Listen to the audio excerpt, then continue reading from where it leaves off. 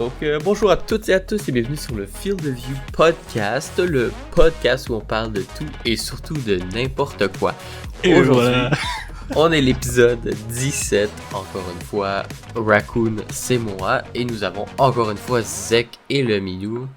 Oui, bonjour, bonsoir. Maintenant, aujourd'hui, nous avons Charlotte qui risque de nous accompagner pour les 10 premières minutes de l'épisode.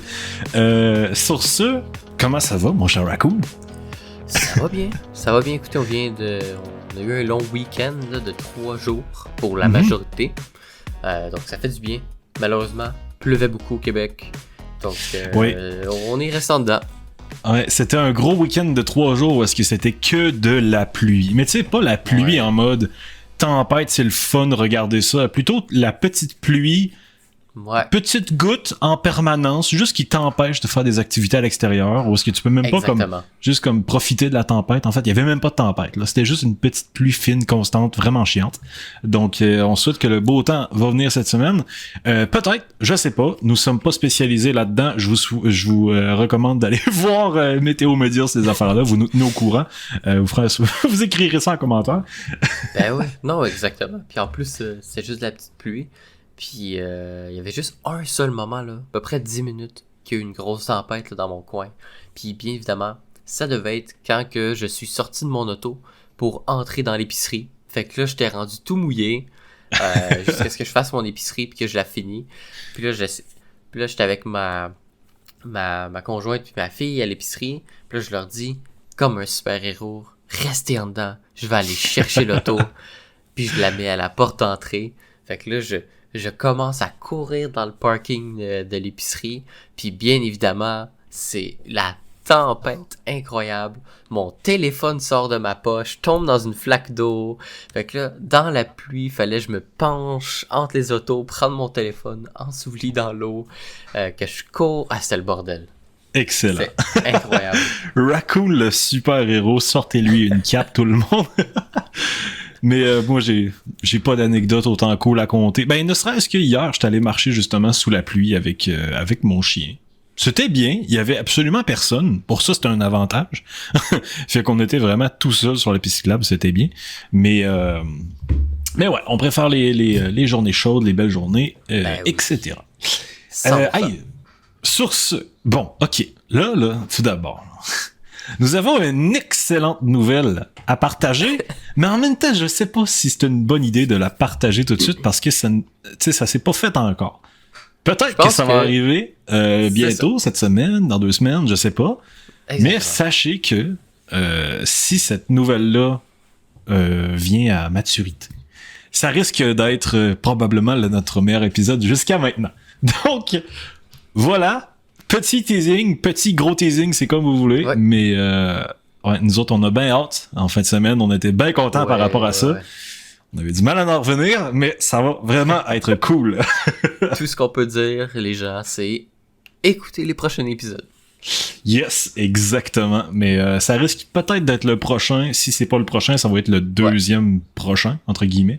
Mais sachez que ça arrive bientôt, puis ça va être vraiment cool. Bon! Oh, oui. Sur ça fait 5 minutes qu'on parle de tout et de n'importe quoi, tout comme ce nouvelle introduction nous laisse comprendre. Pour les gens qui nous connaissent pas, bien entendu, nous sommes Field of View Podcast, un podcast qui se veut généralement de jeux vidéo, de tech, etc. Sauf qu'on peut parler de tout et n'importe quoi. D'ailleurs, mon premier sujet, c'est quelque chose qui est quand même assez récurrent dans nos épisodes, l'intelligence artificielle. Okay. Ça risque d'être intéressant, c'est un petit bonus. J'ai découvert ça aujourd'hui, mais on va en parler parce que c'est bon. Je vais t'énumérer mes sujets, puis après ça, t'énuméreras les tiens, et on va commencer. On va faire ça comme ça. Fait que c'est ça, mon premier sujet, bien entendu, c'est avec un chat GPT, mais ce n'est pas le chat GPT que vous attendez. C'est le chat GPT désagréable qui s'est levé du mauvais pied le lundi. Okay. C'est vraiment très bon. Les Cybertrucks qui s'empilent dans les parkings américains et ne valent plus rien. Ça, c'est vraiment la catastrophe en ce moment. Ça fait bad tripper tout le monde qui ont des Cybertrucks. Ensuite, j'ai YouTube qui va utiliser l'intelligence artificielle pour diffuser des pubs dans les pires moments. Les moments les plus captivants. Ça, Raccoon, on en a parlé un petit peu hier, c'était quand même très drôle. Hideo Kojima qui a créé une clé USB plein d'idées qui est réservée pour son équipe de développement une fois qu'il va être mort. Ça va être intéressant d'en parler. On a quelques petits projets aussi qui avaient pensé, je vais pouvoir les balancer en même temps. Un autre sujet qui est un peu plus... Comment dire? Il est un peu plus ciblé et c'est beaucoup plus comme mon opinion, mais je pense que ça va être intéressant d'en parler. C'est le point tournant du jeu vidéo de nos jours. C'est-à-dire les jeux vidéo qui fonctionnent, les jeux vidéo qui fonctionnent moins. À mon avis, il y a des trucs à dire. Après ça, un nouveau jeu intéressant. Je vous réserve ça pour tantôt. C'est du survival... ouais, c'est ça, c'est du survival open world. En tout cas, ça a l'air intéressant, fait que je vais vous parler de ça. Et ça fait pas mal le tour. Très intéressant. On en a pour plusieurs longues minutes, voire des heures. Ben, écoute, je trouve ça parfait parce que, comme on avait un peu parlé, là, les potentielles nouveautés qui vont arriver là, dans les prochains épisodes, qu'on a très hâte, ça a pris beaucoup de temps, plus ça m'a rendu excité que j'ai pas eu personnellement j'ai pas noté beaucoup de choses la semaine passée, mais j'ai quand même noté quelques points, par exemple par rapport à Marathon, donc le fameux jeu. Normalement j'essaie de garder les petites infos pour les podcasts, c'est ça qu'on essaie de faire, mais j'ai pas pu résister. Je l'avais envoyé à Zek que j'avais complètement oublié d'en parler. Je croyais qu'on en avait parlé, mais non. C'est quelque chose par rapport à un Marathon qui n'est pas très bon. Vous allez tout voir, je vais pas spoil. C'est très négociable, on va dire ça comme ça, là. Oui. Oui, exactement. Un autre point pour les Canadiens qui nous écoutent par rapport à Post Canada.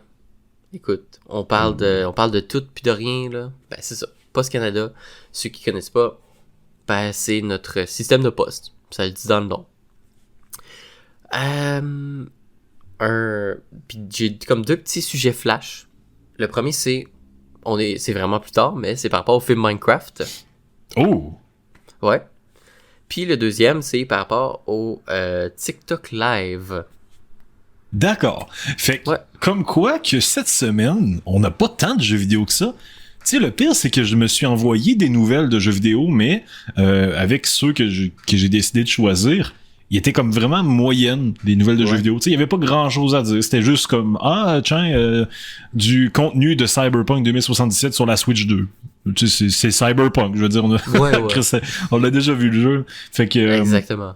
Bon, fait que cette semaine, ça va être un épisode particulier, on va dire ça comme ça. Mais c'est pour vous préparer. C'est pour vous préparer au prochain, là. C'est pour ça, là. Exactement. Bon, hey, j'ai vraiment envie de commencer à parler de mon premier sujet, qui est entre guillemets un sujet bonus, parce que j'ai découvert ça aujourd'hui grâce à mon ami. Oui. Est-ce que tu as entendu parler de la version de ChatGPT du nom de Monday? Non. Lundi en français pour les gens qui parlent pas anglais. ChatGPT Monday, c'est l'équivalent de ChatGPT, sauf que il y a aucune tolérance pour l'utilisateur qui l'utilise. Il y a aucun filtre. Fait que si te trouve débile, il va te le dire de la manière la plus passive-agressive qui soit. Et j'ai fait mes recherches un peu en lui posant des questions, à savoir, tu sais, dans quel but qui existe, etc. Puis vraiment, tu sais, c'est un test, là. Tu sais, c'est juste pour le fun, c'est là pour les gens qui veulent avoir un chat GPT qui va, genre, les déranger un petit peu. Fait que j'ai fait le test, mais j'ai fait le test de manière honnête. J'ai commencé à parler avec lui, puis honnêtement, c'est vrai qu'il est dur en tabarnak. Genre, il se retient pas tout pour te rentrer dedans à la moindre occasion, là. Dès qu'il voit quelque chose qui est pas cohérent dans ton discours, là, il va te défoncer. Honnêtement, essayez-le. C'est vraiment, vraiment intéressant, là. C'est gratuit. C'est sur le site de ChatGPT directement quand on sélectionne les GPT ou plus de GPT. C'est directement de OpenAI aussi qui ont fait cette version-là. Mais c'est ça. J'ai parlé avec lui pendant quelques temps et j'ai réussi à l'amener à un point où est-ce que pas qu'il m'aimait, parce qu'il me le disait carrément, je suis pas capable de t'aimer, j'ai pas été codé pour ça, mais t'es l'humain le moins dérangeant que j'ai parlé ces temps-ci, genre. Tu sais, parce que j'ai été capable comme de l'amener dans des réflexions, puis je trouvais ça vraiment palpitant, mais si vous voulez vous pogner avec une intelligence artificielle, vous pouvez tout autant faire ça, là. Genre, c'est une excellente idée de vidéo, là, pour quelqu'un qui a envie de faire une vidéo YouTube originale.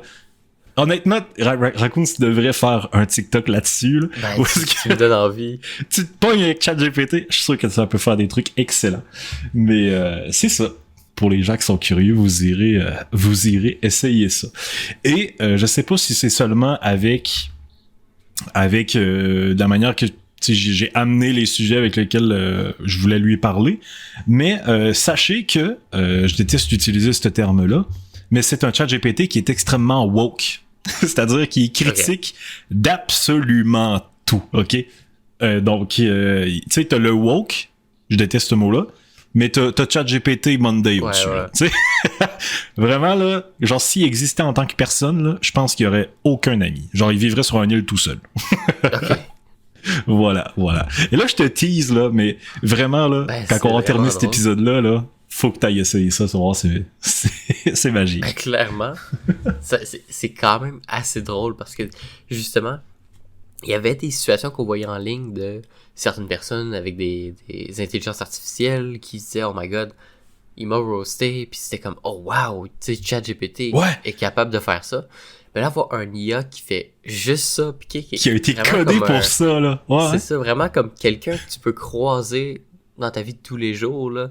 Je trouve ça hilarant, là. Je vais clairement essayer ça. Sérieux, là, j'avoue que ça, c'est un très beau parallèle à faire, comme quoi, tu sais, t'as des gens qui se font comme rentrer dedans par ChatGPT une fois, sachant que c'est comme un peu direct, mais tu sais, c'est pas si pire que ça, mais ça reste que, tu sais, c'est direct. Puis là, ils prennent full personnel. Hey, ils sont pas prêts pour cette version-là, sérieux.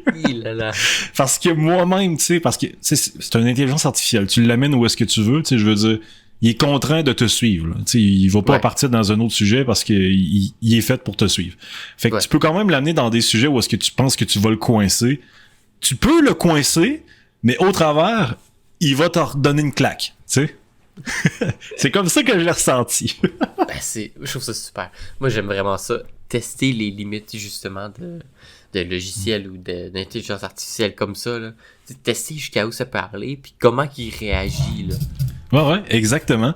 C'est vraiment une belle expérience à faire parce que, tu sais, on parle à un vivant non-vivant. Tu sais, je veux dire, c'est un non-vivant, c'est une machine, c'est des codes, mais qui est crissement insolent, genre. Fait que c'est la première fois, en fait, que je vois ça, là. Tu sais, en fait, quelque chose qui pourrait peut-être se comparer, c'est dans le jeu Cyberpunk. À un moment donné, on rencontre, je pense que c'est un pistolet qui est genre crissement vulgaire avec toi, là. Ben, ça ressemble un peu à ça. Ou non, c'est Eye on Life. Non, c'est Eye on Life. Ouais, les pistolets qui sont vraiment violents avec toi puis qu'il y a aucune tolérance, là, ça ressemble un peu à ça. Ouais, c'est ça. Dans Eye on Life, on en avait parlé déjà dans un épisode passé, là, ceux qui l'ont écouté. Mais c'est un FPS, puis c'est un peu humoristique. Puis c'est vrai, il y avait un gun, le pistolet principal que t'as au départ. Si tu tires, puis tu manques tes balles, le pistolet va vraiment dire « Hey, t'as vraiment pas de aim, t'es vraiment pas bon. Tu veux-tu qu'on active un bot? C'est quoi ça, là? » Tu sais, il va vraiment te roast, là. Ça, je trouve ça vraiment drôle.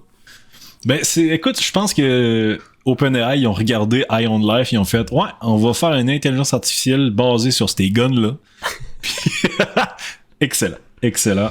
Voilà, mon petit sujet bonus, mais j'avais non hâte d'en parler parce que c'est tellement original. C'est la première fois qu'on voit ça, puis c'est pas accepté du grand public. Il y a pas grand monde qui peut aller communiquer avec cette intelligence artificielle-là parce que ça peut vite être dangereux.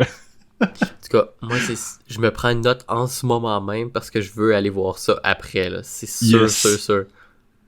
On checkera ça, je veux voir ta réaction. Bon. Parfait. Hey, écoute, je te laisse dérouler le tapis rouge vers notre bal de l'épisode 17, le fameux épisode 17. Ben oui. La vedette de l'épisode 17, je dirais, de mon côté. Marathon. Le fameux jeu, le nouveau jeu en développement de Bungie, ceux qui ont fait Destiny. Ça va pas bien. Ça va vraiment pas bien. On va se le parler. On va se le dire. On en a parlé dans les 2 derniers épisodes à peu près.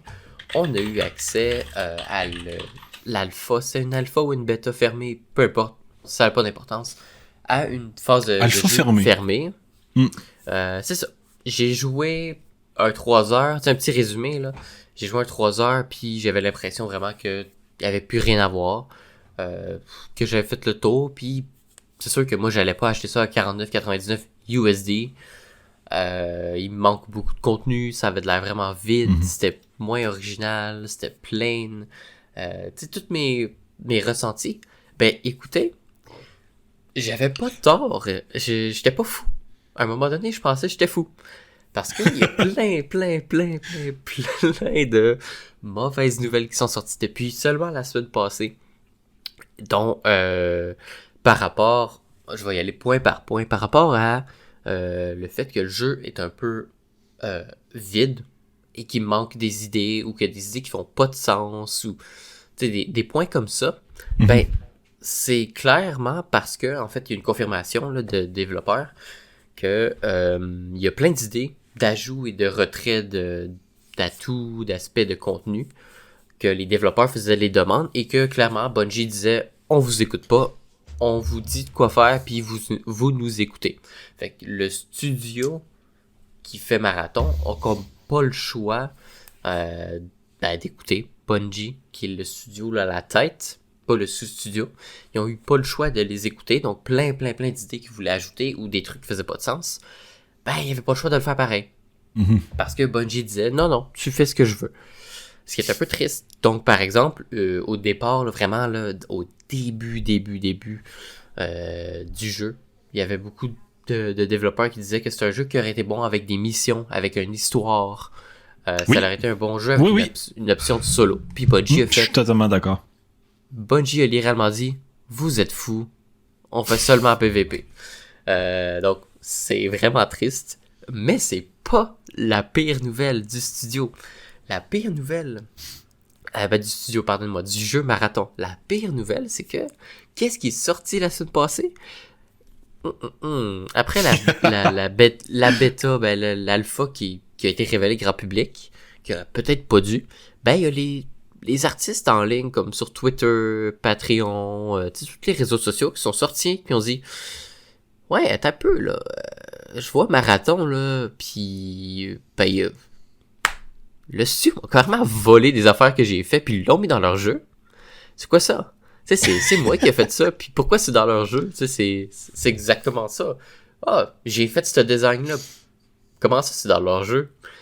Puis, ben, écoutez, les artistes étaient pas fous non plus. Il y a une confirmation de Bungie qui ont été voir le portfolio du développeur qui était en charge on appelle ça du environmental design, donc le design environnemental, la décoration, les petits détails comme ça. Ils ont été voir son portfolio depuis que le jeu se fait créer, puis ben oui, quasiment 100% de ce qu'il y avait dans son portfolio qu'il a utilisé, c'est des designs volés de petits artistes sur Twitter, moyens artistes aussi, là, de gens qui ont tout simplement fait du travail, puis que lui a fait je te prends ça sans te le dire, sans payer, sans te rémunérer, sans te référencer, puis je mets ça dans mon jeu. C'est facile à voir là, si vous allez sur Twitter ou même Internet, là, vous tapez juste Marathon, vous trouvez les photos. Là. Je les ai envoyées à Zek, il y en a comme 10 photos là, que tu vois l'artiste il fait voici ma photo. Puis là, ben, tu fais des photos, des screenshots par rapport au jeu que ben, ça a été volé, puis ça a été mis là. Ah, puis cette photo-là a été mise là. C'est incroyable.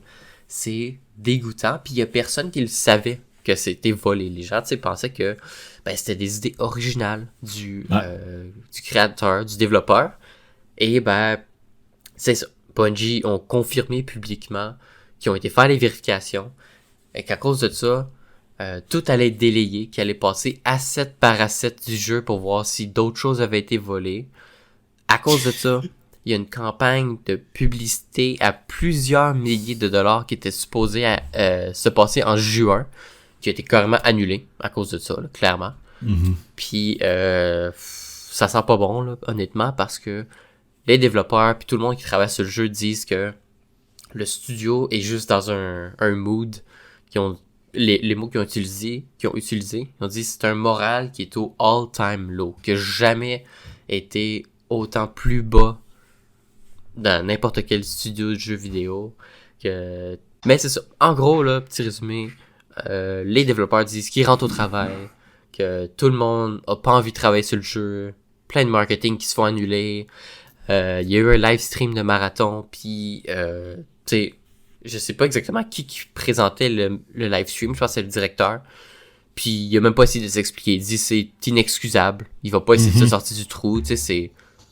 Il dit oui, je suis d'accord avec tout le monde, c'est inexcusable, puis ça l'aurait jamais dû arriver.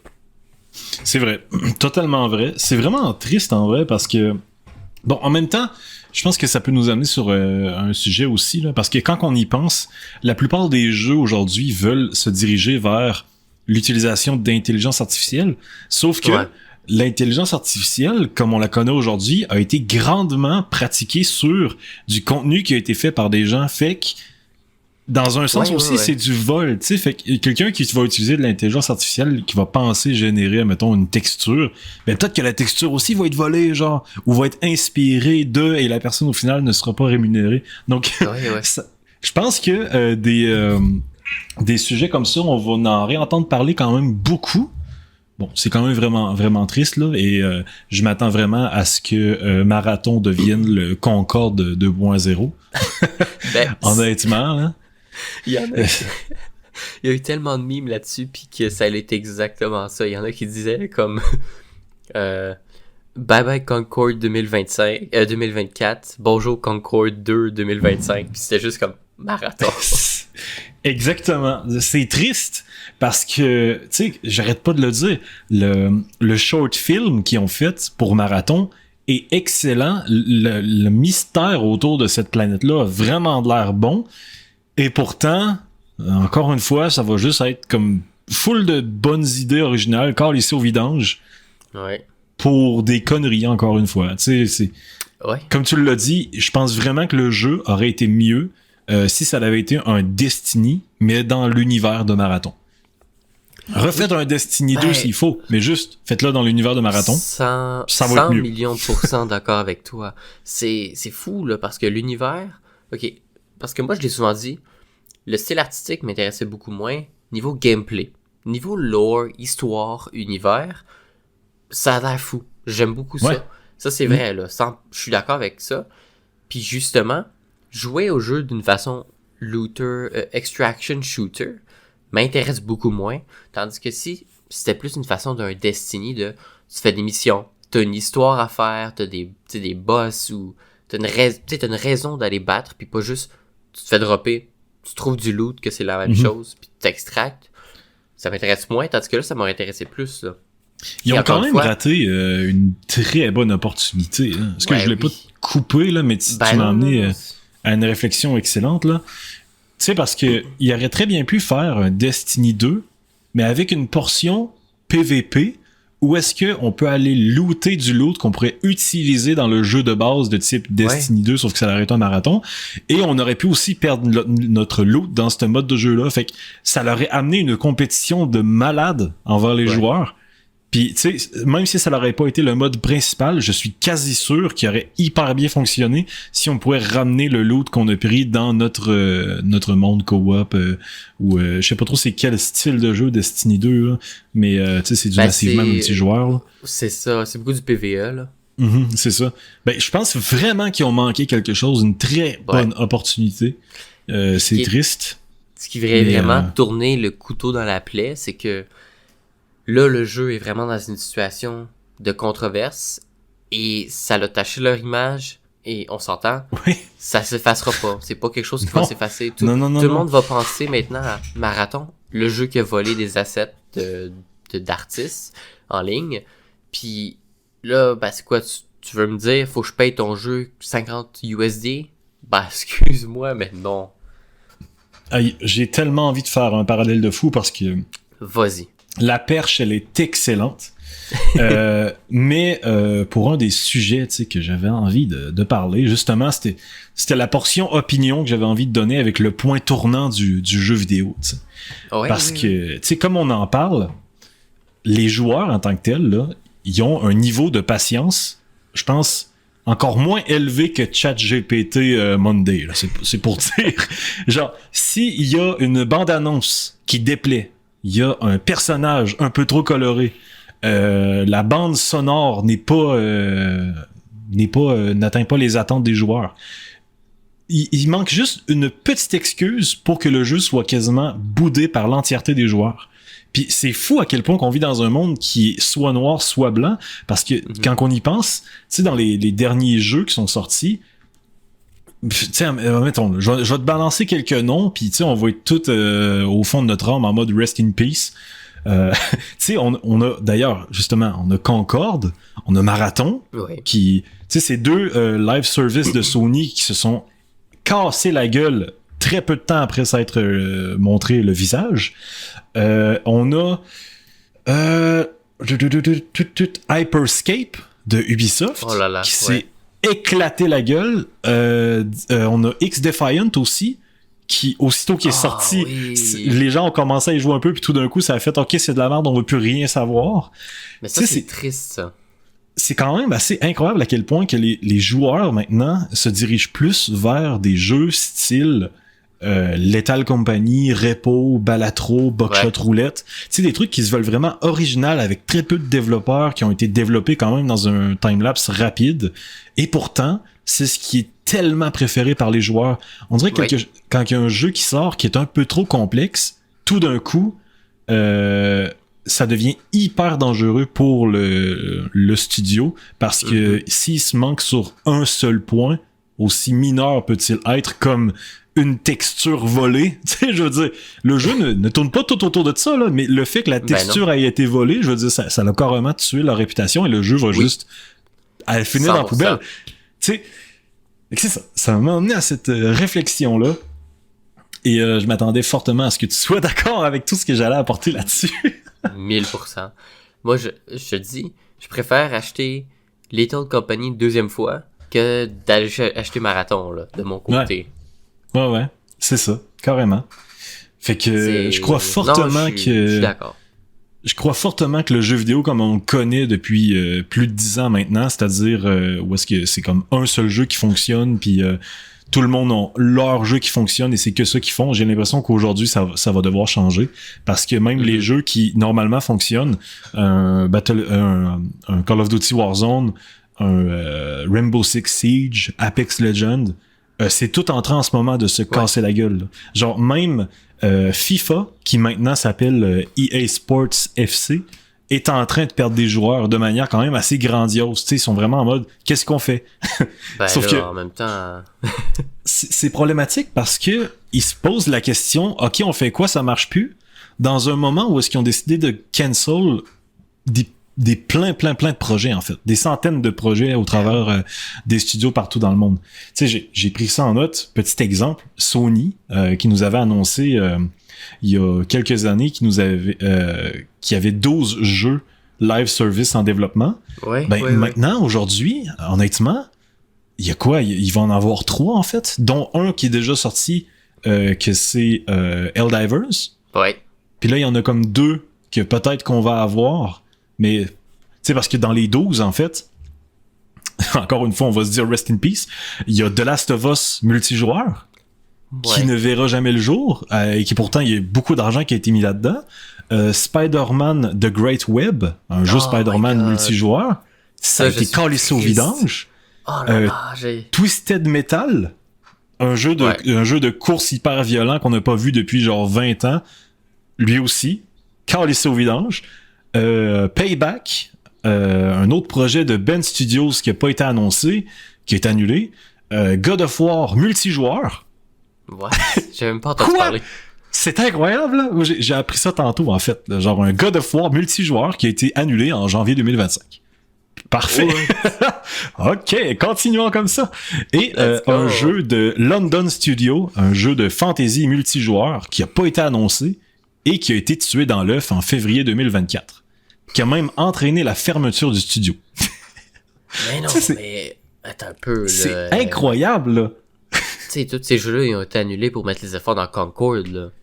Ben, probablement, c'est ça qui est triste, c'est que Sony ont probablement regardé qu'est-ce qui est le plus avancé, mais en même temps, ok, je veux pas faire des assumptions, je sais pas si ça se dit de même, là, mais tu sais, je veux pas, comme, prétendre connaître la réponse alors qu'on en a aucune idée en vrai, là. Peut-être que c'est pas ça pantoute la raison de pourquoi ils ont fermé le studio, mais j'ai l'impression qu'en fait, ils ont regardé les jeux qui allaient sortir bientôt, qui avaient le potentiel de ramener de l'argent, puis ils ont fait, ok, on cancelle les autres, on va sortir ceux-là. Mais le truc, c'est que même ces jeux-là, en fait, ils sortent et ils se font éclater par les joueurs. Même les joueurs sont en mode, pourquoi vous nous sortez ça, tu sais? Non, 100%. Moi, lui qui me fait vraiment de la peine, c'est... En fait, les deux, c'est The Last of Us multijoueur, puis... oui, tellement! Le jeu... En fait, lui qui me fait le plus de peine, c'est le jeu de Spider-Man, parce que... Oh là là, j'avais vu tous les screenshots, il y avait des vidéos, il y avait même le trailer du jeu qui a leak, tout ça a leak, puis ça avait de l'air génial. C'était littéralement open world. Tu choisissais le Spider-Man que tu voulais, puis dépendamment lequel que tu prenais, t'étais plus un support DPS ou tank, puis tu faisais des missions, il y avait des histoires, des espèces de donjons, entre gros guillemets, que t'allais par exemple te battre contre un Venom géant, puis là tous les Spider-Man ensemble se mettaient à attaquer le Venom, puis justement par rapport à ta classe, ça avait de l'air super le fun. Là. Une excellente idée qui fonctionnerait, là. Ça fonctionnerait. 100%. Pas comme Concorde. Non, c'est ça. Ben, tu sais, en vrai, même Concorde, j'ai l'impression que... Ben, en fait, c'est vrai qu'il y avait beaucoup de défauts. OK? Ouais. Oui. Il y avait énormément de défauts. Mais ils ont quand même testé de faire quelque chose, un jeu qui... OK, peut-être qu'il a déjà été vu avec Gardien de la Galaxie, mais tu sais, il a quand même voulu être original, puis ils ont quand même mis le budget derrière. Tu sais, ils y croyaient. Puis oui. Ça l'a rien donné. Ça l'a juste donné une perte de 200 millions de dollars. Quand le jeu était annoncé avec le trailer, j'y croyais. Jusqu'à ce qu'il montre que c'est un hero shooter. Moi, je me disais, waouh, ça va être un Gardien de la Galaxie, là, un jeu d'histoire, ça va être une IP, là. Ça aurait été meilleur en jeu d'histoire. J'ai vraiment hâte de jouer. Puis là, le trailer continue de jouer. Puis là, je vois 5 joueurs ensemble, avec des personnages. Puis je me dis, t'as peu, là. Tu me dis pas que c'est un shooter, là. Overwatch. Je me souviens cette journée-là, j'étais avec ma copine. Je vois que c'est un hero shooter, je me tourne vers elle puis je me dis, ok, il vient de me perdre. C'est ça, c'est vraiment triste. Ouais. Mais tu sais, parlant de triste, tu sais, il y a Ubisoft aussi en ce moment là, qui subit échec après échec. Ouais. Les nouvelles mises à jour de Rainbow Six qui rapportent pas autant de joueurs qu'ils veulent, qui au contraire, le jeu meurt tranquillement pas vite. Ouais. Mais en même temps, le jeu a plus de 10 ans, je veux dire, laissez-le mourir. Il y a Hyperscape, le Battle Royale qui a été annulé au bout de, je pense, 2 mois après qu'il soit sorti, même pas. Ouais. L'annulation de Division Heartland, ça aussi, un jeu que j'attendais, que j'avais envie de voir. Qui a été annulé. X-Defiant aussi, qui a été annulé en 2024. J'en oublie sûrement, mais c'est ça m'a amené à la réflexion. Et je vais être 100% honnête, X-Defiant était super le fun. Ça aurait pu être le meilleur compétiteur de Call of Duty qui a jamais existé. Puis encore une fois, une des raisons pourquoi il a flop, c'est que comme on dit en anglais, les higher ups, donc la productivité, là, les rôles gens de qui management, gèrent les budgets, puis c'est ça. Parce qu'apparemment, les développeurs en ont parlé après que presque à chaque mois, les directeurs disaient ok, on fait plus ça, c'est ça qui est rendu populaire, fait que recommencez-moi ça à zéro. Mais là ça marche plus, fait que regardez ce qu'ils font dans Call of Duty, on va faire la même chose, on travaille. Fait que c'est ça qui a délayé le jeu de littéralement quelque chose comme 5 ans. Le jeu était supposé sortir il y a comme 5 ans. Mais à cause qu'à chaque mois... Il aurait mieux marché dans ce temps-là. C'est ça, exactement. Il y a 5 ans, la hype était immense. Là, le jeu est sorti. Personne en a vraiment parlé. Parce que c'était justement, il n'y avait plus de hype. Il est trop tard, là. C'est malheureux. C'est ça, c'est triste et tous ces jeux-là s'en vont dans les lost media, des jeux qui sont voués à ne jamais être terminés, à ne jamais sortir. Ouais. sont vraiment nombreux ces jeux-là. Puis très honnêtement, un jour on va préparer un épisode là-dessus où je préparerai un segment où est-ce qu'on va parler de ça parce qu'il y a tellement long à dire. Mais c'est ça, ma réflexion les grands noms de jeux vidéo comme PlayStation, Xbox, EA, Ubisoft, etc. Ils vont vraiment devoir repenser à leur direction, disons, future, parce qu'il faut vraiment qu'il y ait un changement de cap, là. Parce que ça, comme je dis, comme j'ai dit tantôt, les tendances sont de plus en plus vers les jeux indépendants, les jeux qui se veulent petits, qui sont pas trop chers, qui sont respectueux de ton temps, genre un Balatro, Buckshot Roulette, my God. Schedule One, le drug dealer game, là, qui a vraiment bien fonctionné. Il y a Clair Obscur Expédition 33 aussi qui vient de sortir, qui a très bien fonctionné. Ça, j'ai envie d'y jouer. C'est ça. Tu sais, je pense qu'en fait, là, on est dû pour un renouvellement des licences. Ou est-ce que faites de nouvelles licences, abandonnez ce qui a été fait, au pire, on y retournera dans 5-10 ans pour faire des remakes ou une suite, mais pour l'instant, pondez-nous des trucs nouveaux. Bon, je dis ça, puis en même temps, check Marathon. C'est nouveau, mais ça va se casser la gueule. Donc, c'est compliqué. C'est vraiment un domaine compliqué, sérieusement. Mm-hmm. Moi, je pense qu'on n'a pas assez de Call of Duty. Il faudra refaire une nouvelle cette année. Puis il y a un autre à la fin de l'année aussi. Il me semble que Microsoft il avait voulu mettre le pied là-dedans. Le pied en mode OK, on arrête d'en faire un toutes les années, puis vous allez en faire un comme à toutes les 2 ans. Je pense qu'ils ont tenté de faire ça. Je sais pas si ça va avoir fonctionné. Parce qu'en fait, la raison pourquoi Call of Duty sort un jeu à chaque année, c'est que c'est pas le même studio sur chaque jeu. Ouais, c'est ça. C'est ça. Il y a comme 3 studios, que chaque studio prend à peu près 2-3 ans à faire. Fait qu'ils font juste une rotation, tu sais, ça fait comme un qui prend 3 ans, fait que l'autre il sort un jeu, repart un autre à 3 ans, ce qui fait que juste à chaque année, il y en a un qui sort de chacun des 3 studios. Honnêtement, même moi ces 3 studios-là, vidange, fais-moi un studio qui te sort un bon jeu à quelques années, là. Ouais, je pense que ça serait une meilleure chose. Ouais, que, mettons, les 3 studios se mettent ensemble, au pire sous le nom d'un nouveau studio, mais il y aurait comme les sous-studios qui garderaient leur nom, juste qui travailleraient sur le même Call of Duty pour faire quelque chose d'original et différent à chaque 3 ans. Genre, tu sais, ça serait bien. Ça serait un peu style Battlefield. Exactement, c'est ça. Exactement comme qu'on a parlé par rapport à Battlefield il y a quelques épisodes. Je crois même le dernier, on a dit faites-moi juste un Call of Duty. Point barre. Puis avec Call of Duty, tu l'améliores. Tu fais plusieurs. Tu sais, t'arrives dans un menu, t'as plusieurs modes de jeu que tu choisis ce que tu veux faire.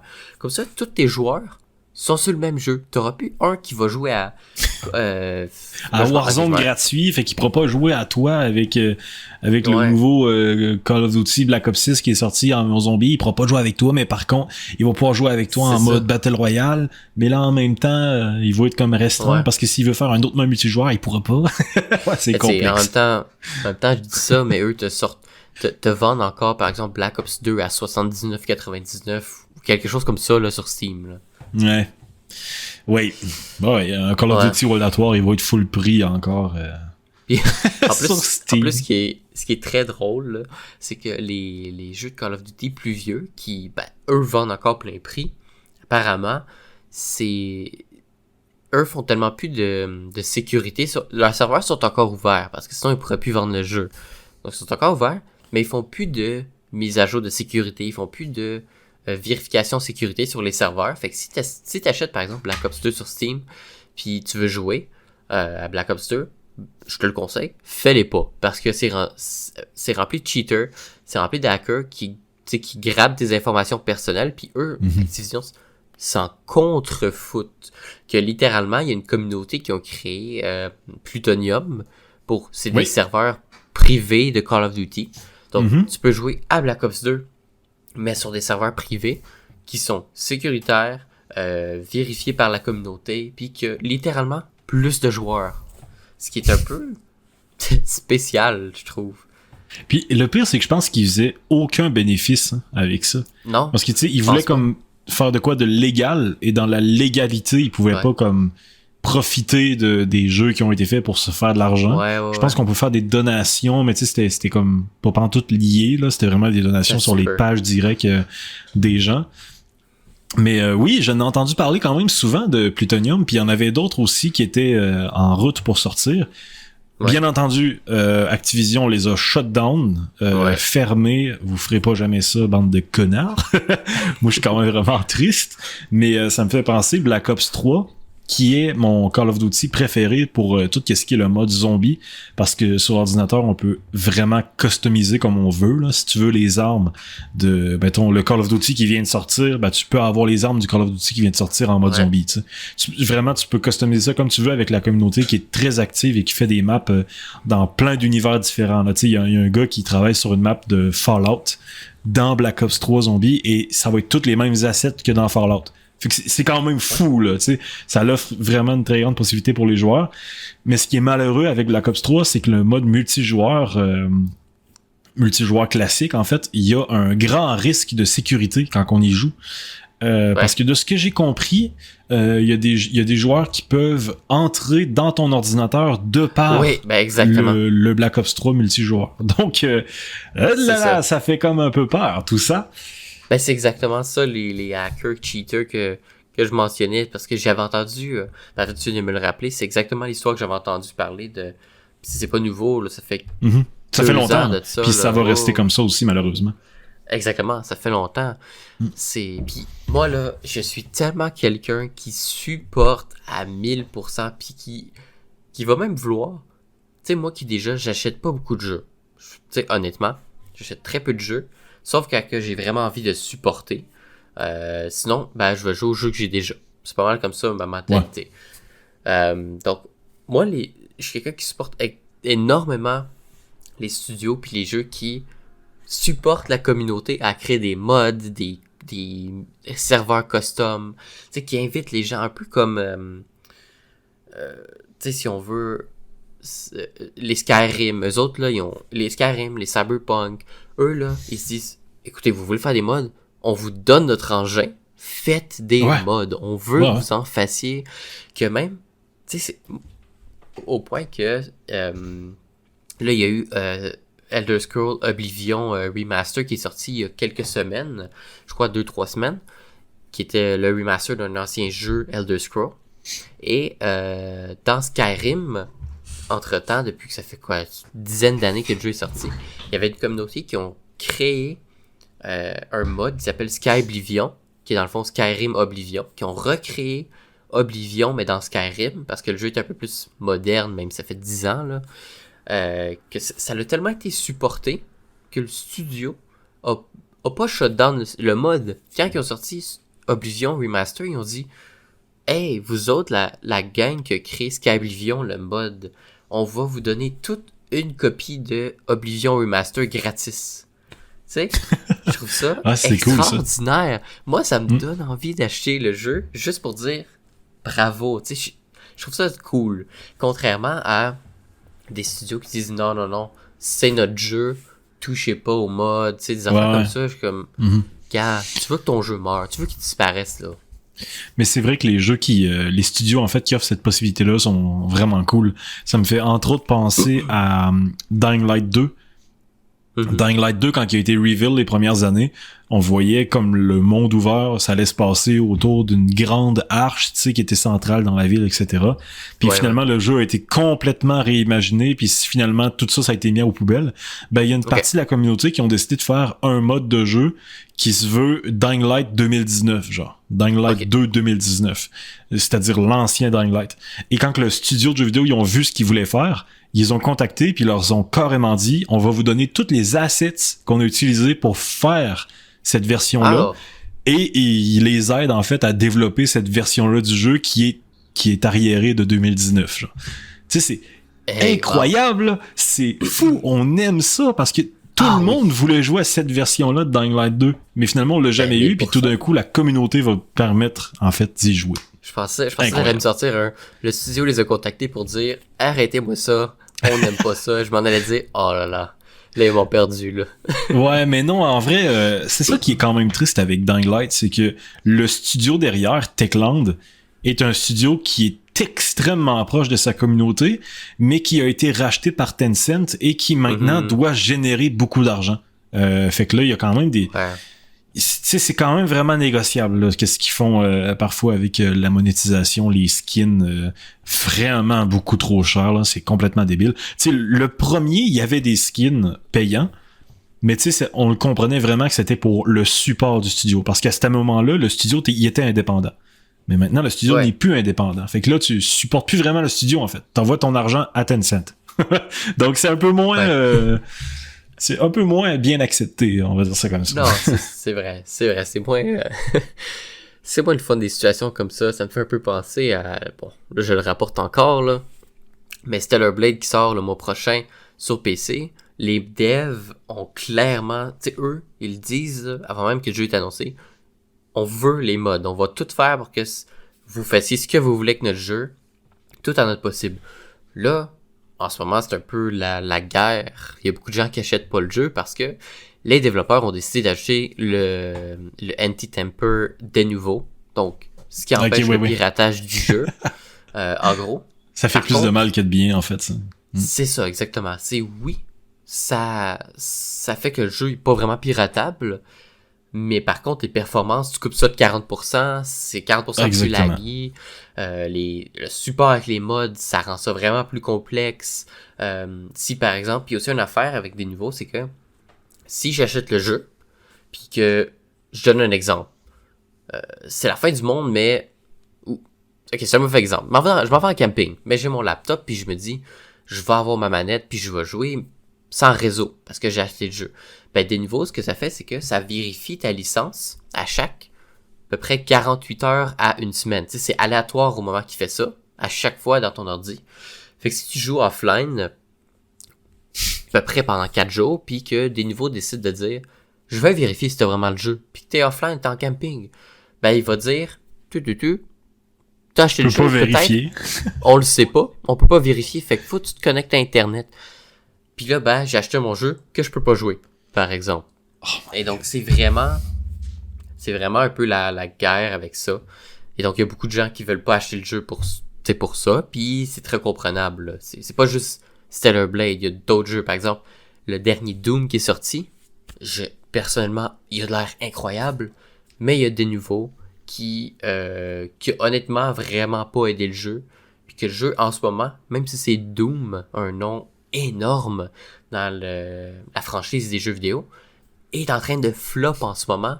Il y a moins de joueurs que le Dragon Age Vanguard qui est sorti il y a comme presque des mois là, que lui avait vraiment été un flop total, là. Donc c'est vraiment triste, je trouve, cette mention-là des nouveaux, là. Je comprends l'anti-piratage, mais d'un côté, je me dis, si ton jeu est bon, il va se vendre, là. T'as peur, là. Puis ça m'amène à une réflexion qui est un peu plus profonde et qui est quand même un peu ironique. Parce que souvent, en fait, quand on veut venir restreindre un petit peu les possibilités d'exploiter, mettons, un contenu ou une terre ou de quoi, on va dire que tu sais, c'est du communiste entre guillemets, puis vous n'aurez plus rien, puis vous serez heureux, tu sais. Il y a plus, vous aurez plus rien, en fait, vous déteneriez plus rien, je sais plus comment on dit ça. Ils le disent d'une manière, en tout cas, on le comprend, et vous serez heureux. Ben techniquement, c'est la même chose en ce moment parce que on ne détient pas les jeux, on ne détient pas les consoles. C'est pas à nous, on peut se faire poursuivre si on respecte pas l'accord d'utilisation. Tu payes un jeu plein prix, quasiment 100$ maintenant le prix du jeu. Oui. Et tu peux pas jouer en camping parce que ils peuvent pas checker si c'est bel et bien acheté. Puis t'es comme dude, c'est parce que c'est comme Minecraft Dungeons là. Tu sais, t'es en train de raviver une petite haine que j'ai en moi pour ça là. Okay. L'année passée, j'étais allé faire du camping avec ma blonde et j'avais amené ma console roguelike, je voulais jouer avec ça. Je m'étais installé Minecraft Dungeons puis des petits jeux comme ça, tu sais, je me suis dit je vais pouvoir grind solo la nuit, ça va être malade. Ouais. J'arrive pour jouer à Minecraft Dungeons puis ça fonctionne pas parce qu'il nous faut une connexion internet juste pour se connecter dans le jeu. Une fois que le jeu est lancé, qu'on est dedans dans le menu, tout ça, on peut ne plus avoir de connexion internet. Juste, il doit y avoir la vérification. Wow. J'avais envie de tout briser, puis finalement j'ai streamé mon LTE de téléphone directement sur la console, puis j'ai pu comme ouvrir le jeu, enlever internet et continuer à jouer. C'est juste C'est juste frustrant, ça fait rien d'autre. Premièrement, oui, t'empêches les pirates de prendre ton jeu, mais deuxièmement, ceux qui achètent la quantité de joueurs inférieure à ce qui auraient acheté ton jeu, ceux qui décident quand même d'acheter ton jeu, ben, tu fais juste les frustrer. Ouais, exactement. Il y a rien de positif au final, là. La personne qui va vouloir pirater ton jeu va le faire dans tous les cas. Même qu'elle va le faire et avoir des meilleures performances parce qu'elle aura pas, justement, le de novo qui vient tuer 40% de sa performance. Fait qu'on vient encourager, justement, le piratage. Puis, je pense que c'est comme Notch y avait dit, Notch, le créateur de Minecraft, il avait dit que si vous piratez le jeu et vous y jouez illégalement, c'est correct. Juste, si vous l'aimez, achetez-le un jour. Ouais. Puis ça devrait être ça, la mentalité pour absolument tout le monde. Je veux dire, quand on pirate un jeu, c'est parce qu'on a une raison de le faire, soit parce qu'on juge que le jeu ne vaut pas autant d'argent, ou tout simplement parce qu'on l'a déjà d'acheter sur une autre console, mais on peut pas l'utiliser. Tu sais, c'est con, là, mais les gens qui vont pirater des jeux, souvent, c'est justifié.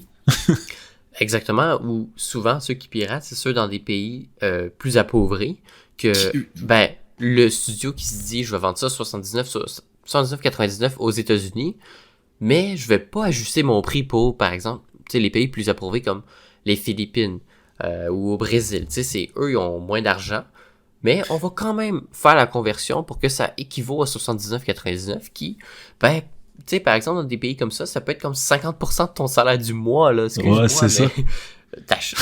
T'achètes pas ça, là. Oublie pas, Raccoon, faut pas que tu oublies que, oui, le jeu va coûter la moitié de leur salaire annuel. Puis, ils pourront même pas y jouer quand ils vont l'avoir acheté parce qu'il y a pas de serveur PlayStation là-bas. Ben, oh my god, ça a été d'autres choses aussi, là. Ah, c'est comme Helldivers. Oh là là. Exactement. Ben, en fait, la situation avec Stellar Blade, il y a des niveaux. Mais aussi, Stellar Blade, c'est leur premier jeu. Fait que leur publisher, eux, ils font affaire avec Sony. Puis tu sais où est-ce que je m'en vais? Il y a des gens qui avaient Stellar Blade sur PC dans leur wishlist pendant comme 1 an. Puis là, le trailer drop la semaine passée. Puis ils disent, tu peux le précommander maintenant. Puis c'est drôle, le monde arrive dans leur wishlist. Ce jeu est bloqué dans votre pays. Vous ne pouvez pas voir ce jeu. C'est même pas l'acheter, c'est pas le voir. Puis là, le monde sont comme, ben écoute, même malgré des nouveaux, je voulais acheter votre jeu, mais Sony me le bloque dans mon pays. Fait que là, Stellar Blade qui est bloqué dans plus de 133 pays. 133 pays aussi. Qui, ben écoute, c'était leur premier jeu. Que même les devs ne savaient pas. Ils avaient clairement pas été au courant de ça. Tu sais, tu voyais le compte officiel répondre comme aux gens, dire t'as peu là, qu'est-ce qui se passe là? Pourquoi que tu peux pas l'acheter? Puis là, en ce moment, ils sont en train de. Ils ont fait un statement officiel de on est en train de voir qu'est-ce qui se passe là. Fait qu'on vous revient. Incroyable. Ce qui est triste. Je déteste. Sony, là, vos jeux là, que vous mettez sur PC, là. Pas caillou. C'est ça. C'est tellement triste. C'est n'importe quoi. Tu sais, oh my god. Vite fait, là, en parlant de Sony, tu sais, j'ai terminé The Last of Us 1 sur ordinateur, en fait, genre avant hier. Je te voyais jouer. C'est excellent. J'adore ça. Ça se joue fucking bien sur clavier-souris. Puis là, j'avais envie de faire The Last of Us 2. Mais The Last of Us 2 est plein prix en ce moment. Et j'ai déjà payé The Last of Us 2 sur PlayStation. Juste, ben oui. Je veux le faire sur ordinateur, mais là, je devrais repayer l'entièreté de ce que j'ai déjà payé. Ça me bloque. Ça me bloque quand même beaucoup. Je vais attendre des rabais parce que c'est littéralement accepter de se faire voler. Carrément. Attends un bon rabais. Genre 100%. Ouais. C'est triste, mais c'est ça. Moi, je pense vraiment que le jeu vidéo, là, c'est un peu comme le cinéma. En fait, si tu rends ça premium, une activité chère, les gens n'iront plus. C'est aussi simple que ça. Ça va te coûter 100$ aller voir un film avec ta famille au cinéma, ben, on va attendre qu'il sorte, puis on va l'écouter tout le monde ensemble dans le salon à 5$. Là. Tu sais, je veux dire, rendez-le accessible, et là, tout d'un coup, ça va fonctionner. C'est aussi simple que ça. Exactement. Le jeu est accessible, ça va marcher. C'est ça. Ben oui. Les gens vont venir. C'est comme deux exemples. Le premier, c'est Expédition 33. Le jeu, apparemment, c'est une perle. Le monde dit même que ça va être le Game of the Year. Parce que le GTA 6 sort pas cette année. Il y en a qui disent que ce sera le Game of the Year parce que apparemment c'est excellent. Il y en a même qui disent que c'est meilleur que Baldur's Gate. Là. Ça, je le sais pas, j'ai pas joué. Mais le prix me bloque. Si je me trompe pas, là, c'était quand même un plein prix, je crois. Faudrait que je vérifie, là. Je vérifie en même temps qu'on parle. Expédition. 33 price. Est-ce que c'était plein prix? Ah non, ok, il était moins cher. C'est bon. Je reviens sur mes mots. Il est 49,99 USD. Ben, vous voyez, je serais prête à me poser la question, est-ce que je l'achète ou pas, à 49,99 USD. Pas comme Marathon, mettons. Ouais, c'est ça. C'est ça. Il y a un effort qui a été fourni par le studio en mode on respecte nos joueurs et on accepte de poster le jeu moins cher que nos concurrents. Et ça l'impose le respect. Exactement. En ce moment, c'est ma prochaine décision si je l'achète ou pas. Là. Il y a le jeu de la bon. Puis je reçois plein d'amis qui me disent c'est excellent, faut que tu joues. Ouais. Fait que je vais y penser, là, on verra. Puis côté film, comme tu viens de dire, écoute, je sais pas si t'avais un autre point avant que j'embarque là-dessus. Non, vas-y! Ben, écoute, parfait. Le film Minecraft, les gens. On en a déjà parlé il y a un bout. Puis, ben, écoutez, Call in the Bin, je l'ai écouté aujourd'hui avec ma blonde. Yes! J'avais tellement hâte que tu l'écoutes. Finalement. La catastrophe. Ben, écoute, je vais être 100% honnête avec toi. Moi, je trouve que le film est overrated. Moi, je l'ai pas. Ok. Je vais pas dire c'est pas le film of the year, là. Pas du tout. Mais moi, je me suis assis. J'ai même pas touché à mon téléphone. J'ai regardé le film de A à Z. Puis j'ai eu du fun. Ma blonde aussi. On a ri. Puis on a fini le film. On a dit, ok, ben, c'était drôle. Tu sais, on n'a pas eu de... J'ai pas eu de côté négatif de mon côté. Moi, j'ai trouvé ça très drôle. Mais, tu sais, je l'ai regardé puis je m'attendais à quelque chose de stupide. Je m'attendais à quelque chose de vraiment... tu sais, du monde qui voulait juste faire un film de Minecraft sans se prendre la tête. Puis, ben, c'est ça que j'ai eu. Fait que j'ai pas eu de déception de mon côté. Ok, bon, ben écoute, c'est intéressant parce que, tu sais, moi aussi j'ai été le voir, puis vraiment je me suis forcé d'avoir un avis, mais je pense que c'est ça que j'avais dit, comme quoi que j'étais mitigé, je sais pas si je l'aime, je sais pas si je l'aime pas, j'ai pas l'impression d'être le public cible, mais j'ai pas non plus l'impression qu'il y a un public cible autre que, tu sais, les enfants en fait. Tu sais, quand t'es enfant, tu te poses pas la question est-ce que le film il est bon, tu juste, il y a des couleurs, ça bouge, ça a l'air intéressant, t'aimes ça. Ça finit là pour les enfants. Mais c'est ça, il y avait c'est ça, il y avait quand même des bonnes idées, mais c'était trop classique en fait pour être un bon film, genre tu sais c'était correct, tu l'écoutes puis ben c'est ça. Bon, on passe à autre chose. Ben exactement. Je l'ai écouté, je passe à autre chose, mais de mon côté, moi j'ai aimé. J'ai trouvé ça drôle, stupide, puis c'est ça que je m'attendais. Puis surtout que tu sais les acteurs comme Jason Momoa, Jack Black, Emma Myers, c'est ça des acteurs que je connais que j'aime beaucoup. Fait que c'est ça. Je m'attendais à de la stupidité, puis j'ai ri. Donc ça, pour moi pour moi personnellement, je parle pas mondialement. Pour ma personne, mon petit cœur de Minecraftien, c'est un succès. Bon ben écoute, je suis content de l'entendre, sérieux. Ça fait différent. Mais je suis vraiment content de l'avoir écouté. Ouais, ben sérieux, tu sais, pour les gens qui jouent à Minecraft, faut l'écouter, là, tu sais. Même si t'as 30 ans, là, va écouter le film, tu sais, je veux dire, si tu as l'habitude de jouer à ça, tu vas quand même aimer ton expérience, même si c'est pas le film du siècle. Mais je pense qu'en fait, l'opinion ou la non-opinion que t'as, juste comme, c'était correct, que t'as en ce moment, je pense qu'on peut la justifier par les gens t'ont préparé à ça. Tu sais, t'es pas allé au cinéma, genre, day one, en mode, je vais voir le film Minecraft. T'es allé au cinéma en mode, ok, ça a l'air débile. Tout le monde me dit que c'est moyen, mais je vais aller le voir quand même, puis je m'attends à ça. Fait que je pense que c'est pour ça, en vrai, que t'as quand même... Ça se peut. Honnêtement, ça se peut très bien. C'est un peu ma vision que j'avais déjà en voyant le trailer, avant même que le film sorte. Je me disais vraiment, ok, je pense que ça va être un film vraiment stupide, tu sais, que le but, c'est pas de faire un triple A, tu sais, mettons, en comparaison avec les jeux. Le but, c'est pas de faire un Steven Spielberg ou rien du tout.